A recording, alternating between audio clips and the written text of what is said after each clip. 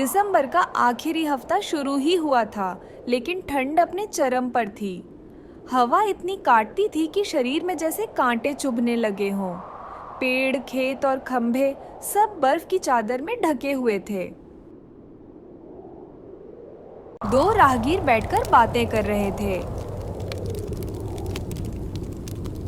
रे भाई, ऐसी ठंड तो पहले कभी नहीं देखी। लगता है जैसे आसमान से बर्फ की बारिश हो रही हो और सब कुछ सफेद चादर में ढक गया हो। पता नहीं भाई, अब क्या होगा। हाँ भाई, तुम सही कह रहे हो। लोग और जानवर सब ठिठुर रहे हैं, हाथ पांव जम रहे हैं, सांसें थम सी गई हैं। चारों तरफ बर्फ और ठंडी हवा का कहर है। हवा इतनी तेज है कि हर आवाज को निगल रही है। सच में भाई, इस ठंड ने इंसान और जानवर सबको बराबर डर में डाल दिया है। भाई अब चलो, अपने अपने घर चलते हैं। अगर और थोड़ी देर बाहर रुके रहे तो हम भी जम जाएंगे। घर पहुंचते ही कम से कम थोड़ी गर्मी तो मिलेगी। जैसे ही शाम ढलती, गांव पर सन्नाटा छा जाता। लोग जल्दी जल्दी अपने घरों के अंदर दुबक जाते। चूल्हों का धुआं आसमान में घुलता और पूरे गांव पर ठंड की एक डरावनी चादर फैल जाती। उस गांव में रामू नाम का एक गरीब लकड़हारा रहता था।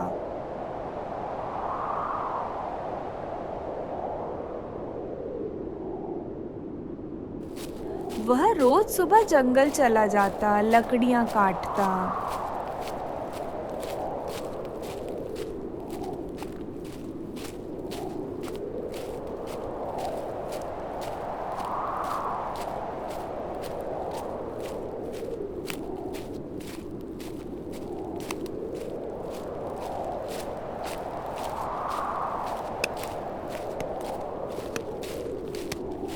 अपने घर का गुजारा चलाता। रामू का जीवन कठिन था, लेकिन मेहनत और ईमानदारी से वह अपने परिवार का पेट भरता। उस शाम रामू जब घर लौटा तो उसकी पत्नी कमला ने कांपते हुए कहा,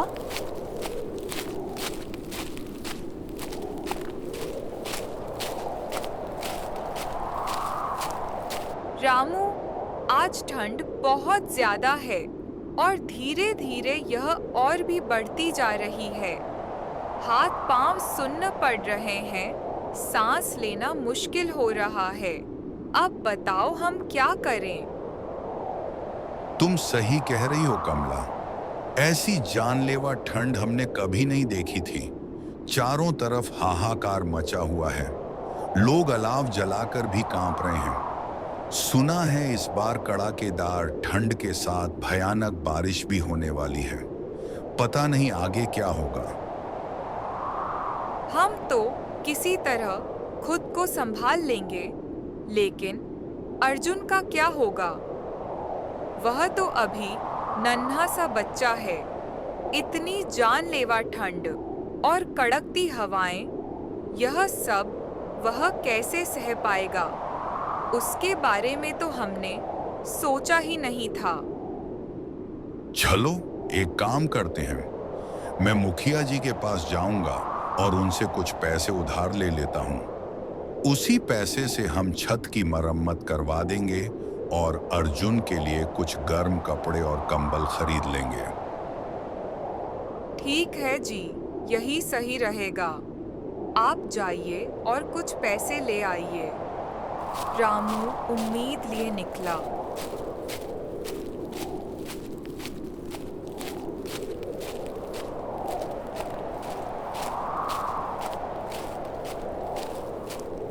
रास्ते में उसे गोपाल मिला।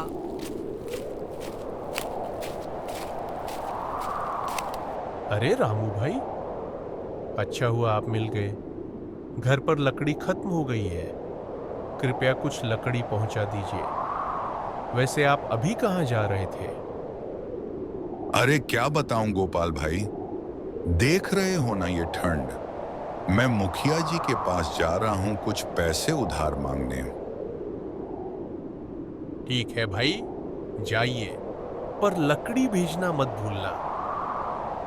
रामू मुखिया के घर पहुंचा। मुखिया अपने मजदूरों को काम पर लगा रहा था।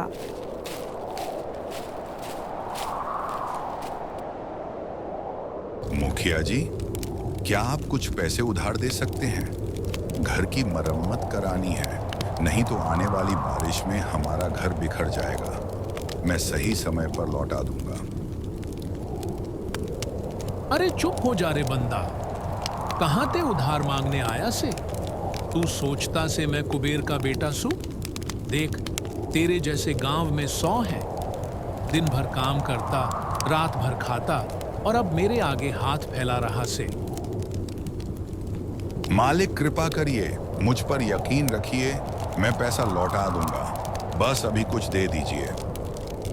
अरे चुप रह बेतमीज, अब मेरी जुबान बोल रही से और धैर्य का पल्ला टूट रहा से।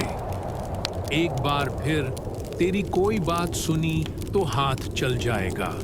समझा कर, अब फालतू बात बंद कर। मुखिया जी, दया कीजिए इस गरीब पर। घर में न ठंड से बचने को कपड़े हैं, न खाने को अनाज। भगवान के नाम पर थोड़ा रहम कीजिए। ओए चुप कर, अब बहुत हो गया। अगर तेरी जुबान दोबारा चली ना तो याद रख, तेरे हाथ यहीं तुड़वा दूंगा। चल भाग यहाँ से मेरी नजरों के सामने से। रामू पूरी तरह हार मान चुका था। उसकी आंखों में निराशा थी। रामू ने सोचा कि जंगल से सूखी लकड़ी काटकर बेचेगा। वह जंगल की तरफ चल पड़ा। हे भगवान, अब क्या होगा? मेरा बच्चा, मेरी बीवी सब ठंड से ठिठुर रहे हैं। तू ही कोई रास्ता दिखा दे।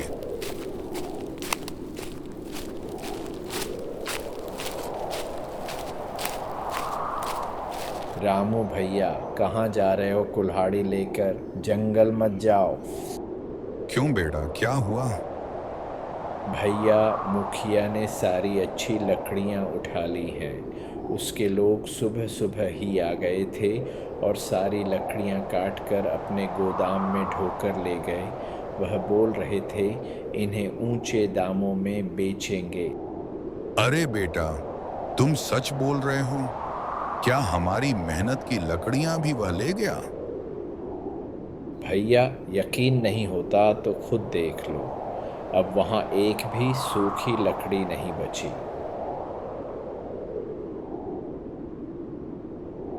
रामू जंगल पहुंचा तो देखा कि सच में सारी लकड़ी कटी हुई थी।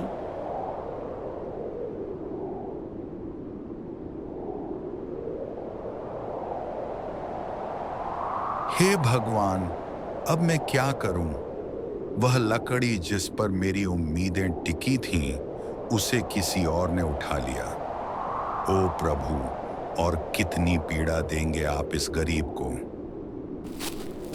रामू निराश होकर घर लौटा।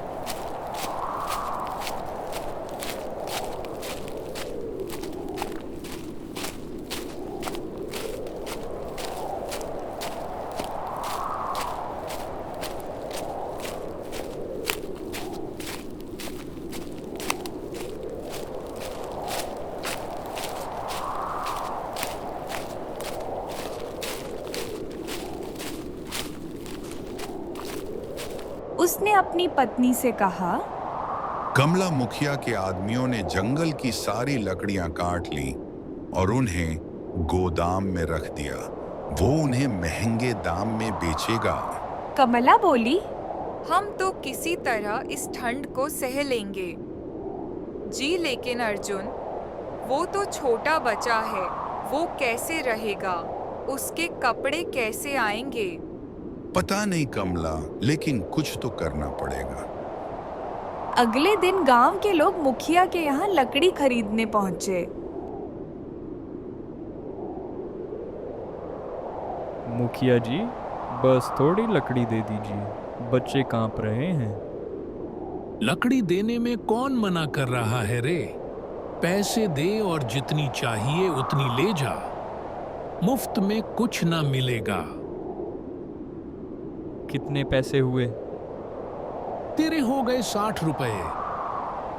इतनी ज़्यादा कीमत? रामू भाई तो 20 रुपये में देते थे। लेनी है तो ले, वरना साइड हट जा। रामू ने घर आकर कमला को सब बताया।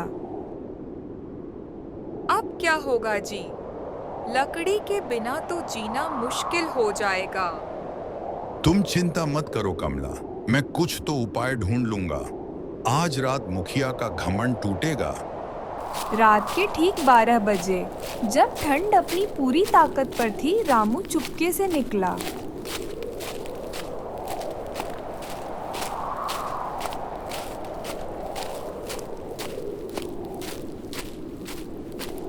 वह मुखिया के गोदाम पहुंचा। उसने अपनी कुल्हाड़ी उठाई और दरवाजा खोल दिया।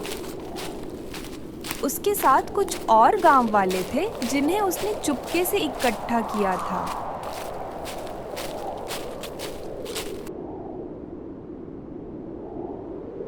उन लोगों ने बहुत सारी लकड़ियां बाहर निकाली।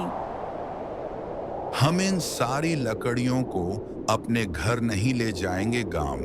मैं सभी लोग इस करारी ठंड से परेशान हैं, तो हम सभी कई घरों के आगे लकड़ियां रख देंगे। अरे भाई, ये लकड़ियां कहां से आईं? किसने किया ये सब? जो भी हो, आज से हमारी ठंड का डर खत्म। अब हम आराम से रात काटेंगे। मुखिया जब अपने गोदाम पहुंचा तो उसका ताला टूटा था और गोदाम खाली था। वह चिल्लाता रह गया, मेरी लकड़ियां कहाँ गईं? रामू वहां पहुंचा और बोला, मुखिया जी, यह चोरी नहीं, इंसाफ है। जो लकड़ी आपने व्यापार के लिए छीनी थी, वह आज लोगों की जिंदगी बन गई है।